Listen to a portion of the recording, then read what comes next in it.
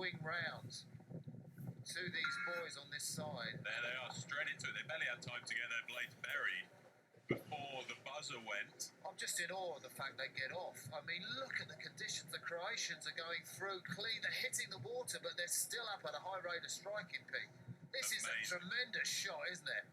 Wow, look at that. Hacker and Stefan Kruger struggling there. You see, even with the wing riggers, the water is coming in over the sides of the boat. It just shows you how tough it is out there. Amazing stuff from all of them. The Croatians already taking an early lead. Can't be by much on the Germans. They're looking pretty level there, but amazing clean start from the Croatians, doing their best to battle the waves that are rolling in, and a lot of spray going on all over the place. So really tough work to keep the blade work clean in these conditions. You get out of the first 100, 150 metres and you've got to say, right, fantastic, we can now row the race, but that is a real result for the Croatians because they haven't made any mistakes and they're out in the traditional leading position. They've got that high rate of striking for this hard wind conditions, 36. Normally they'd be up at 37, 38, but I'd say they're handling it fantastically. This is a real exhibition of how to handle brutal conditions, Peter. It really is. I mean, they're having to hold quite a high rate of striking to keep their boat speed up and keep building that lead over the reigning European champions, Germany, in the centre picture there. But you can see the nose of Norway's boat coming into picture. That's Kjetil Borch and Olaf Tufte doing really well to stay on terms. But goodness me, how quickly has the field spread out in this A final for the men's double sculls? It's just showing that those that can deal with these conditions the best are really forging out a big lead here, going through the 500. Look at the waves beating across the course there. And the Croatians are out and gone. I mean, that is a sensational first quarter. The Norwegians, well, Olaf Tufte, the double Olympic champion in single sculls in 2004 and 2008, he's got to go and qualify this boat in 3 weeks' time. They're showing fine form as we go with the Croatian race leaders, the two brothers, Valent on the left of your picture, the older of the two, the 27-year-old Martin Sinkovic behind him. He's on the right of your screen now. These are the Lithuanians, Rolandas Maščinskas on the left of the picture, Salius Ritter, the stroke man, on the right. They're going to have their work cut out for them to get back into contention here, but it's looking like quite a bit of a battle between Germany and Norway. Normally you'd say that the conditions are a leveller, so the faster crews will be closer to the rest of the field, but this just shows the class of the Croatians, because for them to be that far out in these conditions, I mean, they are just fearless. They've gone out and just dominated. We haven't seen a lead of this extent in this competition. And with such a high rating in these conditions as well, I think a lot of the crews through the previous races have really struggled to maintain a good length and boat speed with a high rating in this high wind. But Croatia are just showing the excellence of their technique here today, and what a lead they've built up now. Back with the Norwegians, Olaf Tufte, Kjetil Borch behind him, and Lars Johan Flodin as well. He'll have to have his heart in his mouth, not just in this regatta, if they'll finish, as we look over the British combination of Walton and Collins there. Lane one, they've got a decent lane, but they're way out of the contention at the moment. Distance to leader 60 metres behind. Reading on our statistics. Wow, the field has spread out. Look at that. That's nearly 3 lengths of clear water that the Croatians have up on Germany.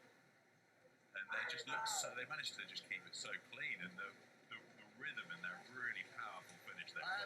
One or two of the coaches have been saying, you know, the style really, this is not quite as precise the technique of the catch and the pickup, but you have to say they've answered all their critics in terms of the fluidity and the poise. Look at the rocking in the Norwegian double scull there.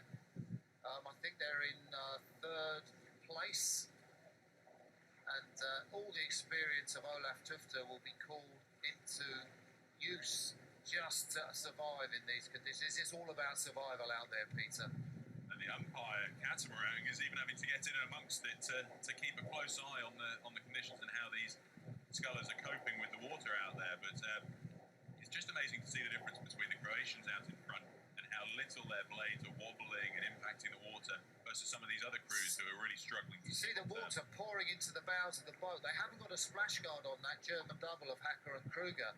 They will have no idea how far down they are on the Croatians. Their eyes will be fixed on the Norwegians to their left and the Lithuanians in the yellow. And, Hacker and Kruger have got to be pleased they're putting distance between the Norwegian double and the Lithuanians. This is the race to watch now, though, isn't it? The bronze medal race between Norway, Lithuania and Sweden, just about keeping their nose in it.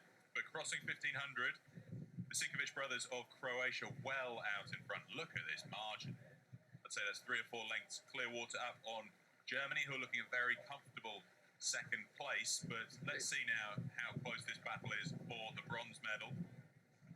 Half a length in between these 3 crews, Norway, Lithuania and Switzerland. The GPS is telling us that the Croatians are 46 metres ahead of this German double. Stefan Kruger takes a look across. Are the Lithuanians gaining on us?